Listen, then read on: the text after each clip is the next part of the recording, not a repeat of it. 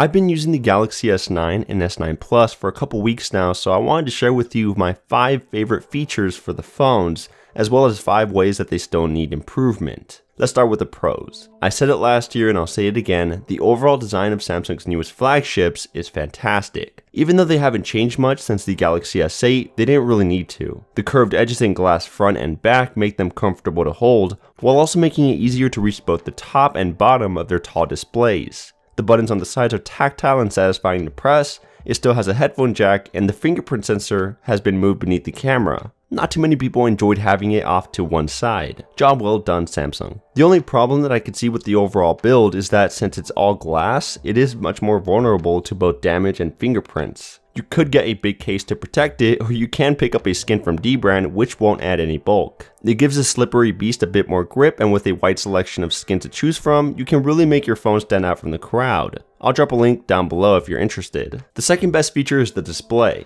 This is basically the same screen we saw on the Note 8, but with the size and shape from last year's Galaxy S8. The only differences compared to last year's models are smaller bezels and a 15% increase in brightness under direct light. Apart from that, they're both still Super AMOLED, Quad HD, and have a 18.5 by 9 aspect ratio. Just like before, the S9 screen is 5.8 inches from corner to corner, and the S9 Plus is 6.2 inches. Colors are extremely accurate, viewing angles are excellent, the blacks are truly dark, and the improvements in brightness is noticeable. Once again, Samsung's newest flagship has the best display on the market. Just make sure to change the resolution to 1440p in the display settings, as by default it's 1080p. When you think of a Samsung flagship, you don't always consider the performance as a pro, especially in the long run. But this year the S9 is showing a lot of promise thanks to the new Snapdragon 845 chipset. From the first time I booted it up, I noticed a jump in speed when comparing it to last year's Galaxy S8. Navigating through the interface is fast, both application loading and resume time is snappy,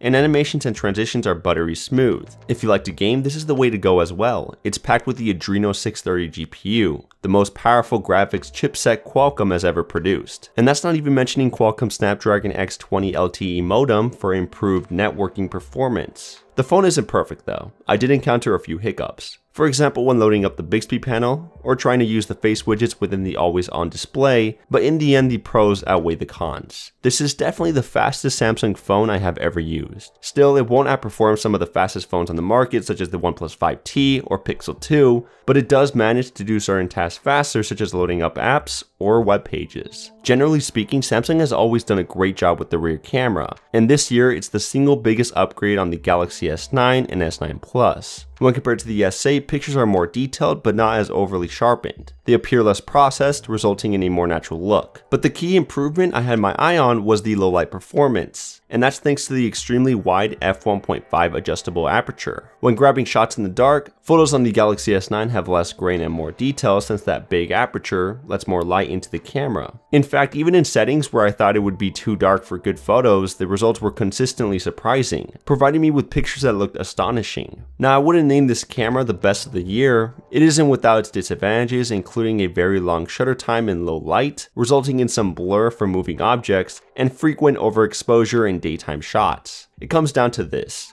The rear camera on the S9 is great, but just don't expect it to wow you quite like the Google Pixel did. Lastly, the best thing that I love about this phone, and this also goes for last year's S8 and Note 8, are the extra goodies that it comes with, which makes it the complete package. With every new Samsung flagship, you're already expecting top of the line specs, but you also get all the little extra features that most other flagships don't have. It has MST for contactless payments at more terminal types, IP68 water resistance, stereo speakers and a headphone jack for the ultimate video or music experience, expandable storage, USB Type-C with fast charging, and even wireless charging. There are also multiple biometric unlocking methods, Bluetooth 5.0 features like separate app sound, which plays my Spotify media on just my Bluetooth speaker while everything else is piped through my phone. Smart Select to capture certain areas of my screen, secure folder to make any file or app private.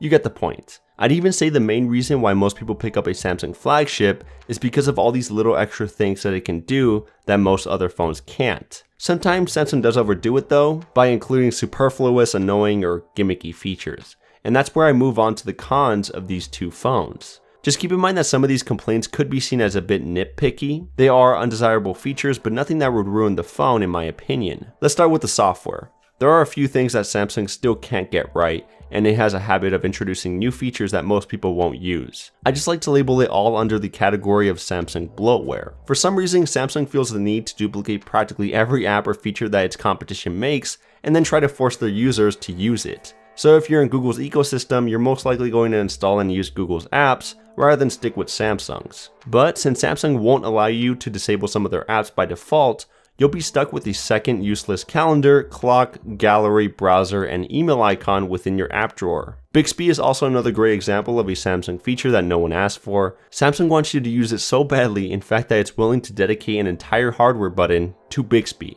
which you can't remap by default. Now don't get me wrong, some people might actually find these Bixby services useful. I'm just letting you know that Samsung is still loading its software with clones of features from Google or other third-party apps, and the competition still does a better job. This year's big new gimmicky duplication is AR Emoji, which is just a clone of the iPhone XS and emoji feature, but 10 times worse. All of the characters and stickers are just weird and creepy. Like if I sent one of these mass stickers to a girl I liked to try and make her laugh, she would probably stop talking to me. It also doesn't use any special technology like Apple does to capture your face movements. It just relies on your front or rear camera, so the tracking is jerky and bad. In the end, I don't mind if Samsung tries to create some tools that could potentially be useful, but I don't like the idea of forcing us to use them by making them difficult to avoid or disable, and I don't like the low effort cloning of its competitors' hot new features. The next worst thing about the Galaxy S9 and S9 Plus is likely to be something Samsung has been struggling with for years, and that is consistent software updates. Every year I make the same type of video entitled 5 best and 5 worst things for Samsung's newest flagship ever since the Galaxy S7, and each year I still find software updates to be an issue.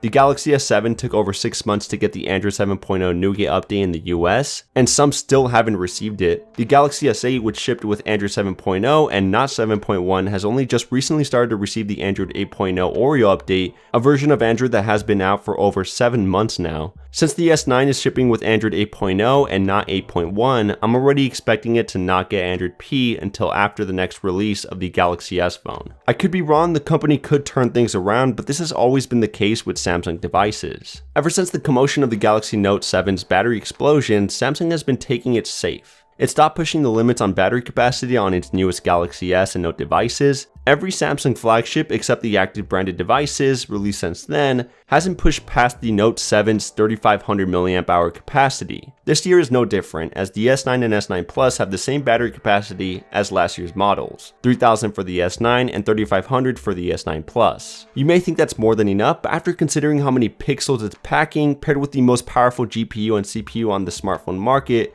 as well as all those extra bells and whistles it comes with, you may start to wonder if 3500 mAh is actually enough. I don't think it is. Even though I am a heavy user with Wi-Fi, Bluetooth, GPS, screen brightness set near to max, and the always on display enabled at all times, I am only getting around 3 to 4 hours of screen on time. Sometimes it won't even last an entire day if I start to use my social apps in a consistent way. And if you're a gamer, then expect to carry around a charger. It definitely won't last until bedtime. The battery life isn't terrible. There's a lot worse out there, but it's not that great either. Eventually, Samsung will have to bump up the battery capacity in its flagships if it wants to keep upgrading other aspects of the hardware. This next worst thing might be a bit nitpicky, but I do believe that most people feel the same way. Physically, the S9 feels more like a refresh of the S8 than a full-fledged upgrade. In other words, if I saw both phones side by side, at a glance I wouldn't be able to tell them apart unless I looked at the placement of the fingerprint sensor on the back. It's not a huge deal, especially considering that last year's model was one of the best smartphones of 2017,